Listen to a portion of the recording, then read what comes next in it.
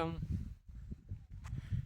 இப்போ பார்த்தீங்கன்னா நம்ம முறையாக நெல் வந்து பயிரிட்டு அது நல்ல விளைச்சல் வந்து கொடுத்துருக்கு. இதை இப்போ பார்க்குறீங்க பார்த்தீங்களா, இந்த லாஸ்ட்டு அங்கேருந்து அப்படியே இது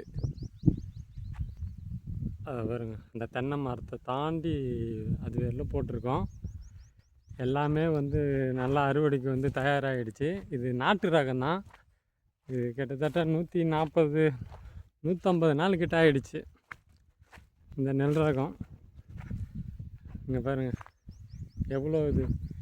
இதில் என்ன ஒரு ஆச்சரியன்னா, ஃபஸ்ட்டு அதாவது இது அவருடைய புத்தகம் ஸ்பீச்லாம் நான் கேட்டிருக்கேன். அதில் வந்து அவர் என்ன சொல்லுவார்னா, ஒத்த நாற்று முறையில் நடுங்க, இடைவெளி விட்டு நடுங்கன்னு சொல்லியிருப்பார். அந்த மாதிரி நட்டால் எப்படி நம்மளுக்கு நெல் மகசூல் அதிகமாக கிடைக்கும் அப்படின்னு பார்த்தோம்னா, அவர் சொல்லுவார் அது நல்ல மகசூல் கிடைக்கும் அப்படின்னு வந்து சொன்னார். அப்போது ஆனால் மற்றவங்க எல்லாம் நடுறாங்க பார்த்தீங்களா, அவங்களாம் பார்த்திங்கன்னா அப்படியே நெருக்கி நெருக்கி நடுவாங்க. ரொம்ப கிட்டே இருக்கும். அதுவும் கொத்து கொத்தாக நடுவாங்க. 3 நாற்று 4 நாற்று அது மாதிரி நடுவாங்க. அந்த மாதிரி நடும்போது அவங்களுக்கும் நல்லா தான் விளைஞ்சிருக்கு. இந்த ஒத்த நாற்று முறையில் நான் நட்டேன் பார்த்தீங்களா, நட்டு கிட்டத்தட்ட 1 மாதம் வரலும் பார்த்தீங்கன்னா அங்கங்கே ஒன்று இருக்கும். என்னடா இது நட்டு இருக்கீங்களா இல்லையா எல்லாருமே வந்து கேட்டாங்க. அப்போ எனக்கே கொஞ்சம் ஒரு என்னடா இது நம்ம வேறு சொல்லாரு, அது சொன்னால் கரெக்டாக இருக்குமே, எப்படி இது மிஸ்டேக் ஆகுது, நம்ம என்ன தப்பு பண்ணிட்டோமா அப்படின்னு சொல்லிட்டு பார்த்தேன். அதுக்கப்புறம் தான் இதில் ஒரு சூட்சுமத்தை கண்டுபிடிச்சேன். அவங்க சொல்லுவாங்க, இந்த ஒத்த நாற்றுல, அதாவது ஒரு நாற்று இருக்கா, இந்த ஒரு நாற்று இதை சுற்றி 16 கிளை வரும்னு சொல்லுவாங்க. அதாவது ஒரு 12லேருந்து 16 கிளை வரும். நமக்கு எல்லாமே வந்து பார்த்திங்கன்னா 12 கிளை வந்துருச்சு. ஒரு சிலது வந்து 16 அதுக்கு மேலே கூட இருக்குது. இங்கே பாருங்கள், நீங்கள் இப்போ பார்க்குறீங்க பாருங்கள், இது ஃபுல்லாக அதான் நெல். இப்போ நான் உங்களுக்கு காட்டுறேன். இதான் ஃபஸ்ட் டைம் நம்ம விவசாய வேலைலாம் செய்யறது. ஏன்னா இதுக்கு முன்னாடி நம்ம விவசாயம்லாம் செஞ்சதில்லை. இங்கே பாருங்கள், நெல்மணி எவ்வளோ அடர்த்தியாக இருக்குது பார்த்தீங்களா. இது நான் ஆரம்பத்தில் வந்து நடும்போது அங்கங்கே ஒன்று இருக்கும். அது எப்படி இது கிளை விட்டுது, எப்படி வளர்ந்தது, எப்படின்னு என்னாலே நம்ப முடியல. இப்போ எவ்வளோ ஆச்சரியமாக இருக்குது, ரொம்ப சந்தோஷமாக இருக்குது. இது நாட்டு ரக நெல் தான். இது சன்ன ரகம் தான், சின்னதாக தான் இருக்கும் நெல். பாருங்கள், இதுதான் அது. இப்போது இன்றைக்கி எலெக்ஷன், அதனால் இன்றைக்கி ஒரு நாள் விட்டுட்டு நாளைக்கு வந்து இதை அறுவடை செய்ய போகிறேன்.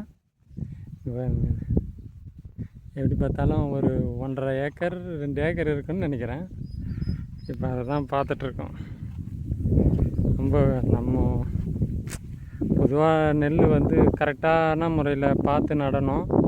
ஏதாவது ஒரு சின்ன மிஸ்டேக் பண்ணிட்டா கூட அது அப்புறம் நம்மளுக்கு நஷ்டத்தை ஏற்படுத்திடும், வராது. ஆனால் இது நான் எதிர்பார்க்கவே இல்லை. இந்த நாட்டு நெல் நல்லா விளைஞ்சிருக்கு. இது வந்து நான் மருந்து அடித்து விவசாயம் பண்ணலைங்க, மருந்தே அடிக்கலை. அப்படியே விழுது. நம்ம இவர் யூடியூப் சேனல் ஒருத்தர் வச்சுருக்காரு, விவசாயி. அவர் பேர் லோகுன்னு பேர். அவர் யூஸ் பண்ணுற மெத்தடில் தான் பண்ணேன். அதாவது சாணப்பாசி கரைசல்னு சொல்லுவாங்க, அது மீன் அமிலம். நான் சாணப்பாசி கரைசல் வந்து ஆரம்பத்தில் கொஞ்சம் கொடுத்தேன். அது கூட வந்து மீன் அமிலம் தான். அதாவது மீன் அமிலம் ஸ்டார்டிங், அதுக்கப்புறம் கொஞ்சம் நாள் கழித்து ஒரு 10 நாள் 15 நாள் கழித்து ஒரு முறை கொடுத்தேன்.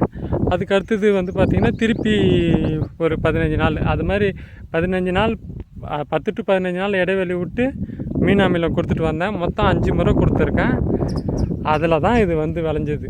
இதில் பார்த்திங்களா, பொதுவாக வந்து இந்த நெல்லுங்கள்லாம் பார்ப்பேன், காற்றடிச்சிதுன்னா அப்படியே ஒன்றோட ஒன்று சாஞ்சு போயிடும், ஒரு படுத்துரும். ஆனால் இந்த நாட்டு ரகம் வந்து படுக்கவே இல்லை, நல்லா கம்பீரமாக நிற்கிது.